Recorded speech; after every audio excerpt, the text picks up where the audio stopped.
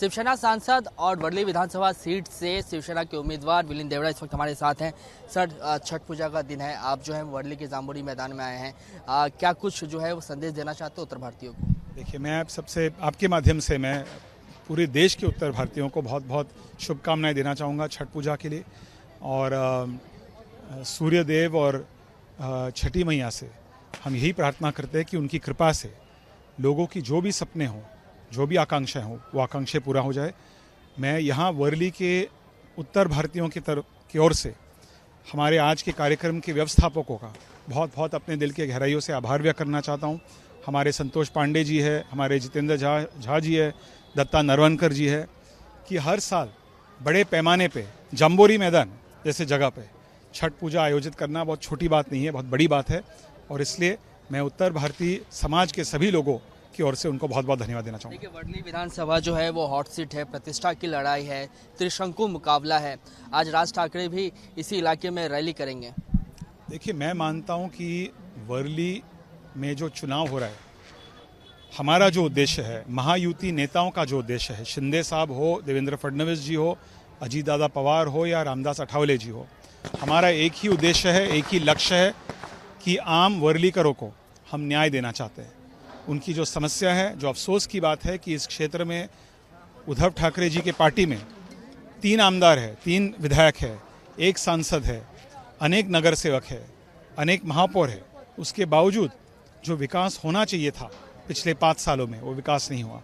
हमारी लड़ाई न्याय दिलवाने की लड़ाई है। मिलिंद सर, एक सवाल आपसे ये भी है कि लगातार ये कहा जा रहा है कि आदित्य ठाकरे के सामने कोई चेहरा नहीं था, इसके लिए मिलिंद देवड़ा को जो है वो उतारा गया, उन्हें बलि का बकरा बनाया गया, इस तरीके का कमेंट शिवसेना यूबीटी की तरफ से किया जा रहा है। देखिए, ये मीडिया का जो आप लोगों को जिस प्रकार से स्पिन करना है मैं आप पे छोड़ूंगा, लेकिन एक बात मैं कह सकता हूँ कि हम भी चाहते थे कि एक स्थानिक वर्लीकर कार्यकर्ता को, साधारण कार्यकर्ता को दिया जाना चाहिए था। शिंदे साहब ने, देवेंद्र जी ने, पार्टी और महायुति के सभी नेताओं ने तय किया कि Aditya Thackeray no doubt opposition के एक बड़ा चेहरा है, इसलिए उन्होंने तय किया, मुझे कहा कि पार्टी को मजबूत करने के लिए, महायुति को मजबूत करने के लिए और ख़ास करके आम वर्लीकरों को न्याय दिलवाने के लिए उन्होंने मुझे उतारा इस मैदान में। मैं किसी भी चुनौती को एक्सेप्ट करने के लिए तैयार हूँ। और मीडिया को एक बात कहना चाहता हूँ, यदि पार्टी ने कहा कि हम किसी एक साधारण कार्यकर्ता को उन्होंने टिकट दिया, तो मीडिया में ऐसे फेक नैरेटिव चलती थी कि ऐसे कोई सेटिंग हुआ, उसको वॉक ओवर दिया गया। तो हमारी लड़ाई कोई पर्सनल लड़ाई नहीं है, हमारी लड़ाई न्याय के लिए लड़ाई है। हम जनता को न्याय देना चाहते हैं। जनता को जो वादे दिए गए थे 5 साल पहले 2019 में कि वर्ली को हम A++ बनाएंगे, आज उनके आप घोषणा पत्र देखिए। जिन लोगों ने A++ का वादा दिया, अब एक प्लस उन्होंने हटाया, अब A+ हुआ है, तो दूसरा प्लस चला गया। सर, मैं आपका ट्वीट दूसरे टाइम फ्यूचर में कहेंगे F बनाएंगे। तो ये जो बातें हैं, ये जो झूठे वादे लोग फैलाते हैं लोगों को प्रभावित करने के लिए, गलत तरह से प्रभावित करने के लिए, उनकी वोट लेने के लिए, इस राजनीति में मैं कभी भी विश्वास नहीं करता हूँ।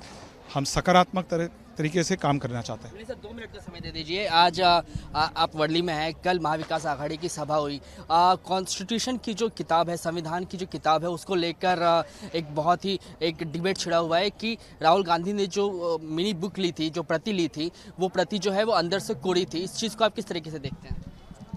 देखिए, मैं इसके बारे में एक ही बात कह सकता हूँ कि जो लोग भारत में और अमेरिका में संविधान खतरे में है, संविधान खतरे में है, वही लोगों को 3 बार वे हार चुके हैं। अमेरिका में भी लोग वही कह रहे थे और उसके बावजूद डोनाल्ड ट्रंप जीत के आ गए।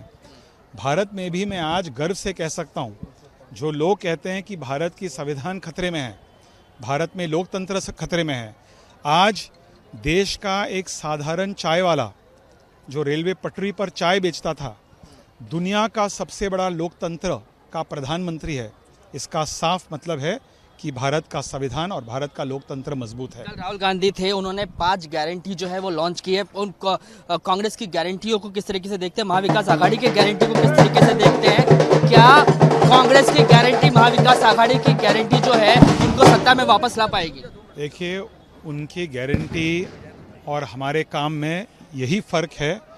कुछ लोग खटाखट की बात करते हैं, हम लोग फटाफट काम करते हैं। एक अंतिम सवाल वर्ली पर आ जाता है। आपने अब से कुछ ही देर पहले ट्वीट किया है सर कि किस तरीके से यूबीटी में आपके कई जो है वो कार्यकर्ता, पार्टी के पदाधिकारी जो है वो शामिल हुए हैं, तो आपने कहा कि ये जो तोड़ फोड़ की राजनीति जो यूबीटी हमेशा आप पर लगाती है, वो अब तो कम से कम इन सब चीज़ों से बचे। बिल्कुल सही है। जो लोग तोड़ फोड़ की राजनीति के बारे में आलोचना करते रहते हैं, विक्टिम गेम प्ले करते हैं, आज वही लोग खोखे देकर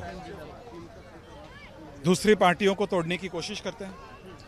5 साल पहले इस क्षेत्र में आदित्य ठाकरे जी जब उम्मीदवार थे, उन्होंने क्या किया? उन्होंने कांग्रेस पार्टी के नेताओं और कार्यकर्ताओं को तोड़ा। उन्होंने राष्ट्रवादी के मुंबई अध्यक्ष को तोड़ के पार्टी में शामिल किया, और उसके बाद वे आलोचना कर रहे हैं कि हमारी पार्टी को कोई तोड़ रहा है। ये देखिए, कोई राजनीतिक दल ये फैमिली ओन प्रॉपर्टी नहीं होती है, ये प्राइवेट एंटरप्राइज नहीं है, ये जनता की पार्टी होते हैं, और राजनीतिक दलों के माध्यम से हम जनता की सेवा करते हैं। ये किसी की बाप का या किसी के फैमिली मेंबर का पार्टी नहीं होता है। ये राजनीतिक दल जनता की पार्टी होती है, और हमें पार्टी के माध्यम से जनता की सेवा करना पड़ता है। धन्यवाद सबसे बात करने के लिए। कैमरामैन अनिल शिंदे के साथ Krishna Thakur, ABP news Mumbai. For exclusive and insightful videos, subscribe to our new channel ABP Live Premium.